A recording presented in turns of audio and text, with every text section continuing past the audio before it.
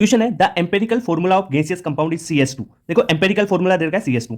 Density दे रखी है तुम्हारे को, डेंसिटी ऑफ कंपाउंड इज 1.25 ग्राम पर लीटर है, ध्यान रखना ग्राम पर लीटर है, लीटर में है, एमएल में नहीं है। एट एसटीपी, देखो एसटीपी कंडीशन भी दे रखी है।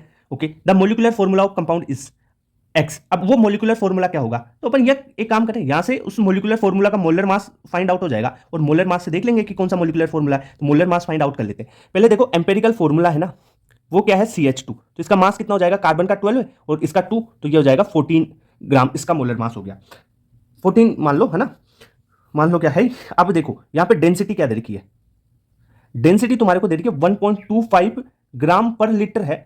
एसटीपी पे 1 मोल की बात कर लें तो उसमें होता है 22.4 लीटर। तो एक बात बताऊं, एसटीपी पे बात कर रहा हूं 1 मोल की, तो 22.4 लीटर है। तो इसका मास बताओ, डेंसिटी ये दे रखी है, मास क्या होता है भाई, डेंसिटी बराबर मास बटा वॉल्यूम होता है, तो मास क्या हो जाएगा, डेंसिटी इंटू वॉल्यूम, यही तो कर लोगे। तो मास इसमें इसका मास निकालने के लिए आप क्या कर दोगे, 22.4 लीटर में है ये देखो डेंसिटी, और ये भी लीटर में इंटू 1.25, तो आ जाएगा 28 ग्राम। ये आपके पास मास आ गया इसका।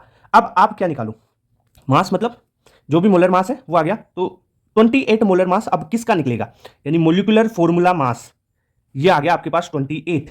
अब देखो C2H4, पहला ऑप्शन देखो C2H4, कार्बन का 12, 2 इंटू 12 प्लस 4, तो ये आ जाएगा 24 प्लस 4, ये आ गया यार 28, 28। तो फर्स्ट वाले में आ गया मोलर मास 28, तो करेक्ट आंसर हो जाएगा फर्स्ट। मैंने क्या किया, एम्पेरिकल फॉर्मूला लिया, डेंसिटी देखा, एसटीपी कंडीशन दे रखी है 1 मोल के लिए, मैंने उसका मास निकाल लिया, ठीक है, इतनी बात होगी। यानी 22.4 लीटर 1 मोल का ही तो वॉल्यूम होता है, समझ गए एसटीपी पे, तो वैसे इसको कर लिया अपन ने।